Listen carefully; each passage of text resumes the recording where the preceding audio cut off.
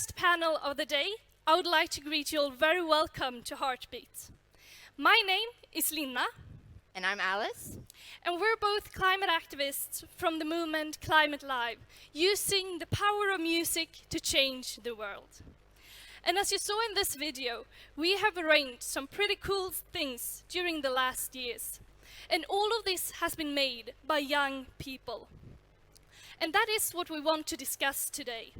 How we, young activists, think about hope, inclusion, and mobilization. So we simply want to invite you to a room normally not accessible to adults. So, to do this, I want to welcome our amazing panelists, Douglas, Claudia, Alva, and Raquel. Would you like to tell us a bit more about yourself and what organizations you're active in? Yeah, of course. As you heard, my name is Douglas. Aside from Climate Live and Fridays for Future, I am also part of the organization Aurora, which is suing the Swedish state for its inaction on climate change, essentially. So that's what I'll talk about a bit here today. My name is Claudia, and I'm in the organization Fridays for Future, and I'm also active in Climate Live. And I'm a climate activist. My name is Alva. I'm also a climate activist, just like everybody else here today on the stage. And I'm from Fridays for Future and Climate Live as well. So I'm Raquel, and I'm here representing Climate Live and Fridays for Future as a climate activist as well. Yeah. And for the first question, so the main theme of this event is about hope and using hope to counteract despair. And as young climate activists, how do you feel about hope? What relationship do you have to that word? Do you want to start, Alva? Sure thing. I feel kind of double-sided about hope, because on one side, hope is necessary in order for us to be able to continue this fight. If we feel completely hopeless, we're going to give up. And we're never going to give up. On the other hand, I also experienced that a lot of, especially adults, I feel like they have a bit too much hope. And let me explain before you come at me on that. I feel like they are really sometimes too hopeful that the youth are going to solve the climate crisis, or that the youth is our future, and that they, due to that, are not acting on the climate crisis. And we need everybody to act. So I feel like they kind of, being that hopeful, are missing out on the urgency on acting. It's a bit double-sided. Maybe someone else wants to add to that. I totally agree with that. I think that most adults think that hope is like the only thing everything is circling around. But I think that we also should, have panic. We're living in a crisis and it is real. So I think hope is helping us, but it's not going to solve everything. Okay, so to continue this fight, we still need a bit of hope. And you've all been climate activists for quite some time. Do you have a special moment that really made you hopeful? Douglas, would you like to? Yeah, of course. I think it was the first time actually with Climate Live when we organized. Actually, I didn't organize much of it, but there was this concert in Stockholm. You saw some footage of it, and we heard some speeches by the people who's come from like places, and they've gone through struggles that I possibly couldn't imagine, like fighting for climate justice under dictatorships. And I felt like, oh, so if they can have hope, there's sure to be hope, like, for me. So that made me kind of, it sort of locked in my path as a climate activist, I feel like. Okay, Raquel, have your sense of hope changed since you became a climate activist, or is it the same? Of course it's changed. I remember before becoming a climate activist, I didn't have many people in my environment who were ready to take action. So going to my first strike and seeing thousands of people who cared deeply about the cause and who actually wanted to make a change was total game-changing for me. Do you agree, Alva? I completely agree. I felt really alone before I joined Fridays for Future because I felt like nobody was listening and nobody else was understanding this crisis. But then I met everybody like you guys. And then I felt, okay, we're in this together and there are more people caring. And I love that. Okay, moving back to you, Douglas. As you say, you're active in Aurora and you're suing the Swedish state for insufficient climate action, which I think is really cool. So do you have any hope for the people in power and the state's will to tackle the climate crisis? Yeah, I have a few reflections on that. I agree with what Alva said, that it's essentially impossible to act if you feel like everything is hopeless, of course. And that's part of why I think hope is also possible, because it's kind of how people change things or political movements happen. It's because we envision a future and we decide to change it. Or we decide to change the present to fit the vision of a future we imagine. So I at the moment, I feel like the politicians and the people in power do not quite recognize the struggles we're facing. So I'm not very hopeful that they're gonna realize this soon, because yeah, we've had some of the biggest scientific reports ever published. I think it's becoming more and more clear how bad it's gonna get, and we still see no substantial improvements. But I still feel hope regarding politics, because of all the social movements, all the young people and the people in the most affected areas who are like standing up and taking action.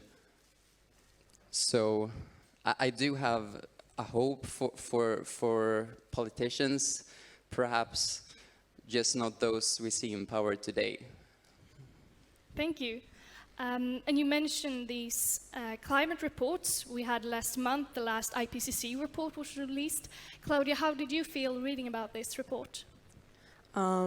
I wasn't very happy with it at first. I felt very much hopelessness, and I got very disappointed that we haven't gotten very far, and we still have a very long way to go. But I also think it's good that these reports are coming out so that we can see it and realize that it is a crisis, and it's very important that we all can act on it, and that is now. Do you have anything to add, Alva? And I think also that it's a really good way to see that even though people like to talk about, but oh, we're transitioning to something green in our corporation or whatever it can be, we're not doing enough. You can do as many green innovations as you would like, but we're not changing the system. We're still investing in fossil fuels. We're not doing enough, and this report just proves that. And we need to do more. And I think it's also a good way to give information to the general public, because the climate crisis can be so complex and so complicated sometimes that it can feel overwhelming. So I think the IPCC report is a good introduction for people who aren't already involved in the climate movement. Can you see any hope in the society today that we are doing something or that people are waking up? Yeah, for sure. I actually see more and more people changing their behaviors and being willing to make more demands to our governments and corporations. I don't see a lot of change from the corporation side and the governmental side, but I think when enough voices move together and speak together, then we can make change. Thank you. Yes, and to kind of go further into the youth perspective, we're going to move into talking a bit more about youth inclusion. And before we do that, we want to share a graphic with you that should be shown about now. Yes. And we're going to do a little interactive element. So I'm going to read the different categories here, and then you can kind of do a self-evaluation. So I'm going to group them, and then when I've read the first group, those who kind of feel like, okay, this is where I'm at, or the organization or corporation that I'm working with, this is the level we're at now, you can clap, and then I'll move on to the next, and after that we'll kind of go into deeper discussion amongst ourselves about how we view youth inclusion. So the first group, say, is when the group of non-participation, from 1 to 3, manipulation, decoration, and tokenism, if you're not working a lot with youth inclusion yet. We'll move on then. No one in this group. 4 to 5, assigned but not informed, consulted, and informed. Then you're starting to work a bit with youth inclusion in your movement. Does no one feel you're on this level? Everyone is perfect? A bit claps, that's great. Okay, a little bit, yeah. And then top tier, I guess. Adult-initiated, shared decisions with young people. Then youth-initiated and directed. And finally, youth-initiated, shared decisions with adults. Nice, some voices here. So, to go into the discussion then. Yes, so we all know what greenwashing is, but there is also something called youth washing. Would you like to tell us a bit more about what that is and how you notice it in the organizations? Claudia? So youth washing is very much alike greenwashing. Shortly, you can say that you use young people for good PR and marketing, and this is mostly like big corporations and governments, and you can say that the young people becomes a sort of product that you put in a shop window, and it looks good from the outside, but the inside is not as good, and that's like a short description of it. Yeah, and continue. And this, I feel, at least usually happens when NGOs or corporations realize that, okay, we're missing out on a group of people, which is youth in this case. Okay, we need to include them. How do we do that? And they have never included youth before. And then the easy way to go is just to put youth at the front, just like Claudia described. And then, okay, we're done. We did the job. But in fact, you haven't done the actual job. Where on the list would that be, your situation? That would be on the non-participation part of the list. So using youth as tokens or as decoration maybe sounds harsh, but that's essentially what's happening. Yeah, and as young activists, we've all kind of experienced the frustration around how non-inclusive many spaces are, and how the decisions being made about our future are out of our reach. So why is youth inclusion so important for us? Would you like to say something about that, Raquel? Yeah, of course. I think we have a lot of fresh insights and fresh ideas. I think, as you said, we're talking about our future, so I think we should totally have a say about that. But at the same time, I think it's good to acknowledge that we do need some guidance and we do need support, and this is a collaborative effort. So just like we are willing to include older people in our projects and get guidance from them, we are also expecting them to include us in their decision making. Would some of you like to add something? So what do you feel like is needed for a space to be inclusive for us youth? What is needed for the corporations or the NGOs to do to make the space inclusive? I think it's much on the adults, maybe organizing it, that you have to be very open-minded for the young people that are coming here, and be open to our thoughts and our opinions and let us in so that it gets to be a youth inclusive like event, and just very much like listen to the young people, because we have a lot to say, and that may be very provocative for many, but I think that we can do much together, and if we just collaborate and help each other, I think we can come up with something good. And I also think something that is really important to do is just to sit down and think about the position of power that your organization or NGO is holding and where the power within the organization is. So if you're including youth at the very bottom, you're not giving youth power, you're not giving youth a voice, you're not giving youth an opportunity to actually affect something. And that then you're not including youth. Then you're, again, at the bottom of the ladder. So recognize where the power is and how you can make sure that youth is given the opportunity to claim that power, not push.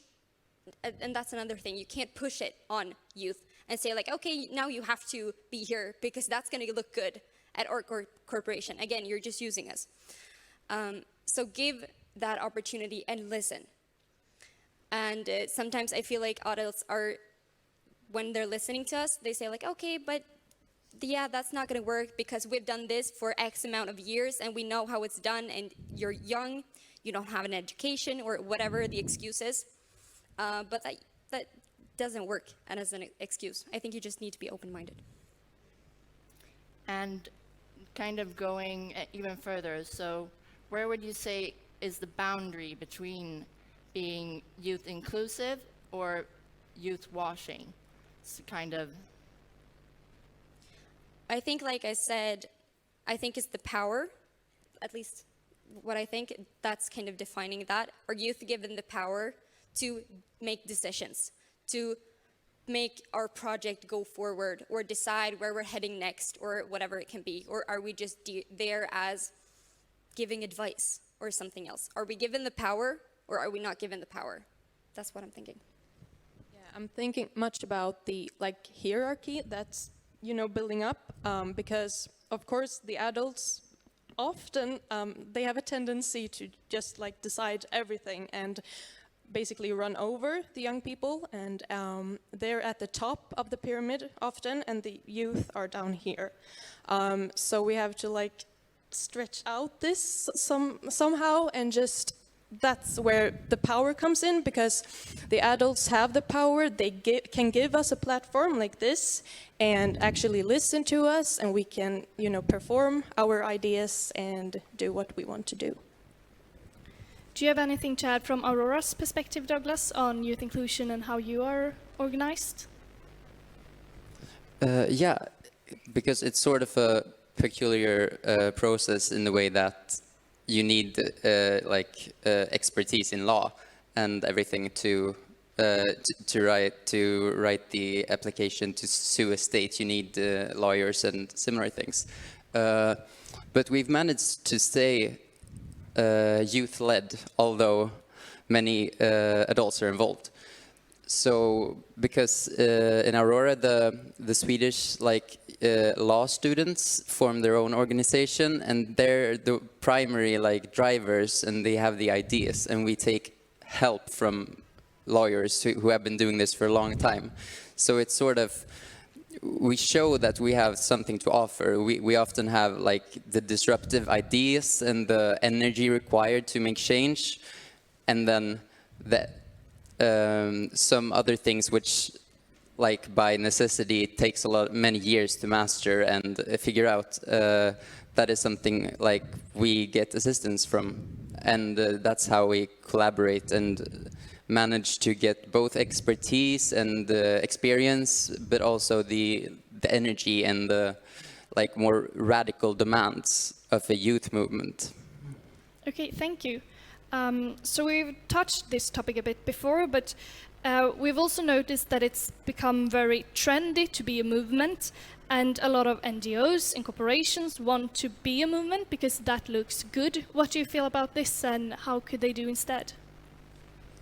Was that a question for me as well? For everyone. If you want to say something, go ahead. I'll pass it on. I think it's very important that, in a movement, we have, youth inclusion, and we try to include everybody and marginalized groups. So I think that is something very important that big corporations and big companies can take in and keep in mind, because it is very relevant. And also looking at just like the definition of a movement, at least to me, and I think that we all agree here on the stage, is that a movement is bottom up. It's beginning on the streets. It's beginning with no hierarchy, no money, just a will to make a change. While corporations, NGOs often build top and down. They have this really strong hierarchy that Claudia has been describing, and then we're kind of working our way down. Where in a movement, pretty much everybody got the power. Yes, so now we've been talking a bit about youth inclusion or not inclusion, but how can adults or corporations, big NGOs, work to actively include young people and marginalized groups without youth washing? Do you want to say something about that, Raquel? Yeah, of course. I think the most important thing is that we get equal opportunities, because I understand if sometimes you require more experience to be at the top, but we are asking to have the same opportunities and not be disregarded just because of our age. Does anyone want to add something? Because now we've talked about why it's bad and how we want it to be, but since this is all centered around hope, what do we want? How do we want it to be? How can we be more hopeful that we're going to have less youth washing?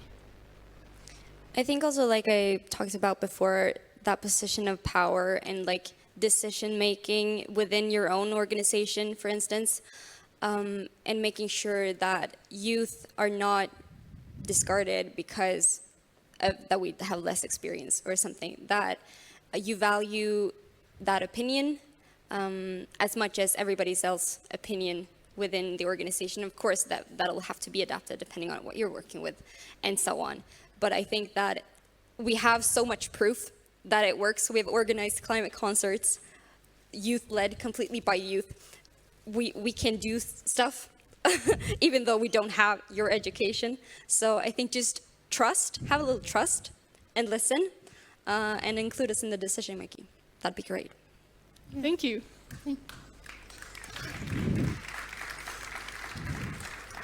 So our plan now was kind of to bring this back from earlier, and now that we've had this discussion, we'll see if it works any better this time.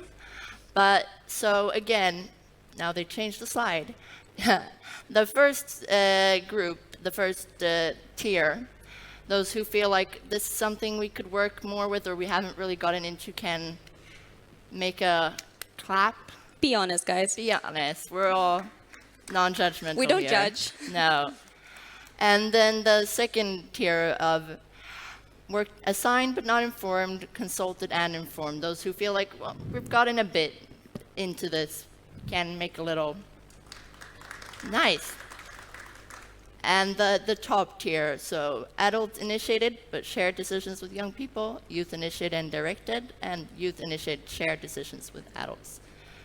Anyone there? Yeah, a few. Good job. Okay, so now at least I feel a bit more hope about this, because I know that you've been informed, and I think that more people will work more actively to include young people. At least I hope so. But moving on, you said, Alva, that we have organized some really, really big things, and maybe because of our lack of hope, we've been able to gather millions of youths around the world and mobilize huge climate strikes here in Sweden with tens of thousands of participants. What would you say had been the key to grow this big and organize such big events? Claudia, maybe would you like to start? I think it's because when Fridays for Future started, when Climate Live started, it was like a fresh start. It was this like sense of stubbornness from the youth, and I think that is very much needed right now. And we're in desperate need of, action. And I think that the world needs more youth organizations and youth movements, because we can do a lot, as you counted up, and we have done big demonstrations and organized very many demonstrations, events, and I just think that it was like a sense of fresh air that came to place. And I feel like also, at least in Sweden, we have a lot of environmental organizations, but none of them are actually youth-led, apart from like one or maybe two. The other ones usually have like youth branches. So I think that was another thing that kind of added to this, that when Fridays for Future came and it was like completely youth-led and only people from school striking on the streets, I think that was really, like refreshing for youth. And it created a good environment and a welcoming environment for other kids and like really young people to get involved, with no adults sitting there at the top and telling us what to do. I think also something that helped when it comes to Fridays for Future is that we had no expectations of making any money from it. We were only interested in making our voices heard. And I think we were all surprised by how many people started coming to the strikes and how many people keep joining the movement every day. So I think like the fact that our only interest and end goal was to avoid the climate crisis and like try to stop it was really a key point for us. Okay, so because you mentioned this about school striking, and it's quite a big step to take to actually skip school. How did the people around you react when you took that decision? Claudia?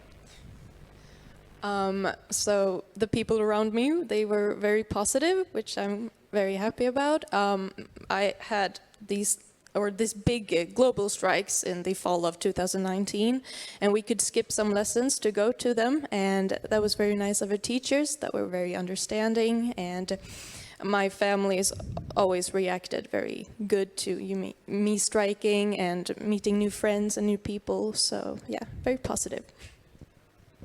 My family was also really supportive, but my teachers were not. I heard from my classmates when I came back that my teacher had said, when he wondered where I was, then he had said, okay, well, there are better ways to do it. So he was not very supportive, but I skipped class nonetheless. So do you have anything to say to the people like your teacher that thinks, well, it's stupid to miss out of education just to save the climate? What would you say to them? I would say look at history, because we can learn a lot from history, and the way that system change has come across in history has been through movements. It has been through marching on the streets, and that's how we're going to achieve it again, and that's why we're striking. Yeah, and several of us here, all of us, are also involved in Climate Live, and where we use music to kind of a tool to mobilize. Why would you say that music is such a great way to like mobilize young people around climate? Wait, what's the question? How music is? Yeah. Yeah. I think that music has a way of, connecting people, and we all, I think, can relate to some sort of music and different music styles. And when there are so many people at the same place at a concert, for an example, and listening to the same music, we all get this like feeling of like a community, and you can all relate to it. So I think that has a big part in it. And studies has also shown that people are often more open-minded when going to festivals or going to concerts, more open-minded to new perspectives and to learn something new or to change. And that's something that's really interesting and something that we want to build on. Along with this, okay, there's a lot of people at the same place caring really deeply about something. How can we build onto that and continue and use that to mobilize, to push for the system change that is essential for our survival. Okay, so if someone in here or another person would like to join the climate justice movement, what is some of the ways that they can do that? You can do a round and say all of the organizations and... Yeah, well, if you are young, then you can join Fridays for Future. We are everywhere around the world, I think. I think we cover all continents. So it is just about looking it up. And even though you're an adult, you can still come to our strikes and be nice to us and support us. Yeah, there are a lot of different organizations and movements, especially about the climate, so don't hesitate, just join. Yeah, joining is cool, but I think one of the key steps would be like to actually listen to the critiques of climate justice organizations, like the most common critiques that they offer, and maybe try to reflect on it a bit more and incorporate whatever insights you might gain into your businesses and other things. Also, you can contact Aurora at any time. We have a network and we are always looking for financing and stuff. But yeah, you're welcome to do whatever. No. And beware of greenwashing.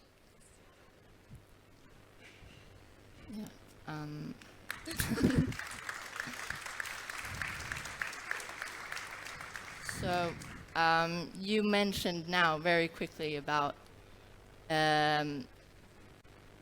Aurora. In the process, when you're suing a state, you need a lot of money. And why is Climate Live and also Aurora careful of accepting money and funding from corporations when it comes to, around greenwashing? Why is that so important? Essentially, it's because you wouldn't want people to brag about supporting an organization and giving money to an organization if they continue with their exploitative practices, if they continue with emissions, if they continue wasting material, everything which is not addressing the basic point. If you just give some money to young people, it might be a good thing, of course, but when that is used to avoid accountability for the actual things that drive climate change and the processes that we try to stop, it's not really what we want. So that is one of the reasons. And also, if we were to accept money from, like, I don't know, Shell, random, we would never, but let's say we did, there is a chance that we might have a say in what Shell is doing and maybe be like, okay, but if we want to accept this money, we want you to do this. But that's not going to change their organization. That's not going to make them completely get rid of fossil fuels. We don't have that power if they give us money, and that's not the way to change the system. So that's also why we're not accepting the money, apart from that, the greenwashing. And then the third reason is that we don't want dirty money. That goes completely against what we're standing for. Why would we accept money from something that is not what we're fighting against? Doesn't make any sense. Okay, so corporations that want to support, like, genuinely the climate movement, what should they do? I think they should be willing to listen to our critique. And if they really want to make change, they will actually incorporate it and not just say they will do so. So yeah, I think that would probably make us less skeptical about taking money from such corporations. And I would also like them to be a bit brave in making the change. I know it might feel like you're going to lose short term if you're going to change, but you're going to win long term. We are all going to lose long term if you don't make the change. So you need to make the change. And it's going to maybe feel scary. That's okay. We're scared too. Just do it anyway. Thank you. I've been thinking, we have some time left, and maybe if there's anyone in the audience who has a question. I saw you earlier too, that you raised your hand, but I don't know, could you help? Thank you. I don't know if it's going to mess up the sound system now, but Does it work? Yeah. yeah. Hi, I'm an adult. Great talk. I'm just curious. I think we all agree that there needs to be a lot done in the future. But could you be a bit more concrete of where do you see some good cases where it's actually working? Do you have any cases or experience from working with organizations where you actually see that the adults are acting the way you want them to? So could you maybe come up with some concrete cases Yes, on that note? we need the mic back just because they don't have any mic, but absolutely. Let's see, anyone who wants to start? Otherwise, Well, I think that Climate Live is a good example of that, because we are youth who's organizing concerts. That's what we've done before. And we need a lot of adults to help us do this. To make it actually come true in practice, we need a lot of expertise on lots of different subjects. And people have been really, really, really helpful with us. And sometimes they have not understood how we are working, and that we as a youth movement are working maybe differently compared to NGOs. But we have also always been able to discuss that and understood each other and work side by side to make this concert happen, for instance, with our different perspectives and our different expertise areas. So I think that's a great example. Maybe you would like to tell how it is in For Future as well? Yeah, for sure. We actually do work closely with a lot of adults. They are not involved in the decision making of Fridays for Future, but we do very often ask them for advice. And they are always willing to listen to our perspective as well and take it into consideration to try to help us the best way possible. They provide us with not only their expertise, but also resources sometimes, which is very much needed in this space. So yeah, we're really grateful for having some adults who are willing to listen to us. It's because I think it's important to notice that youth inclusion is not about just being young people, it's about cooperating with both adults and young people. It doesn't have to be just young people, but we need to work together. yeah. Yeah, we're not asking you to fire all of the adults in your organizations and replace them with youth. That's not going to work. But we would like you to invite us and work with us. Yeah, and I could also add something of other examples. We work very closely with also Greenpeace, and in Gothenburg we work very closely with the Friends of the Earth Sweden, and they've been very helpful also in just providing their spaces, because we don't have the money or the resources to have our own space.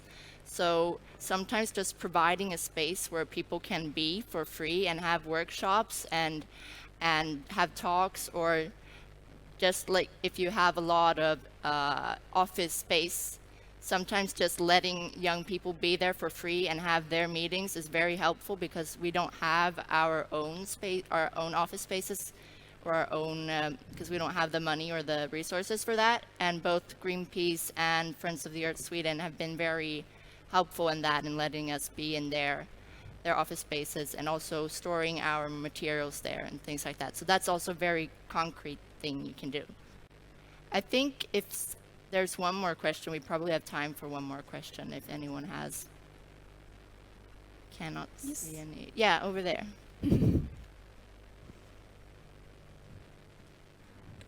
Hi, I'm Marta, also an adult. Thank you so much.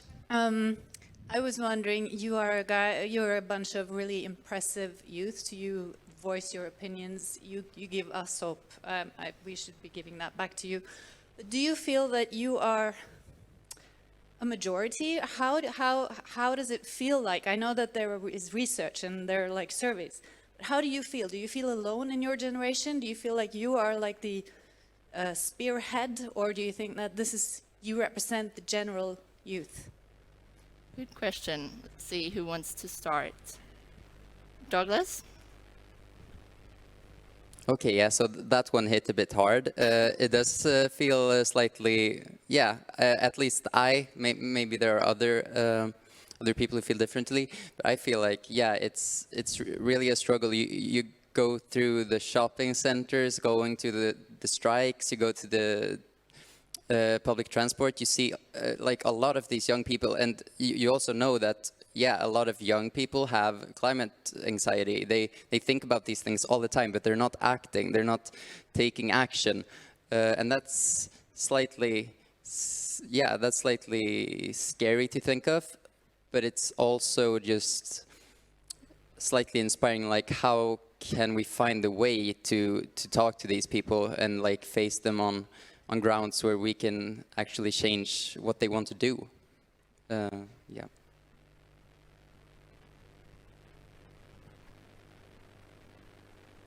You have something to add? Yeah, so for me, I think it depends on where in the world you're talking about, because I think when we talk about hope, we're talking about the future, and in the global south, we are already seeing the effects of the climate crisis. So I think it really depends on where you are talking about. When I talk to friends from Peru, they are way more understanding about the climate crisis, but there's also this sense of judgment sometimes as to like if we can actually lead change. So I think it depends on the context, really. Okay, thank you, and thank you for the questions. Sadly, the time is running out. We could be up here all day talking about this, but we can't, unfortunately. But we will be here all day, so please come and talk to us. Say hi, ask questions, or tell us your ideas. We'd love to hear them. And let's finish like climate activists. Yes. What do we want? Climate justice. What do we want? Climate justice. What do we want? Climate justice. What do we want? Climate justice. Thank you. Thank you so much.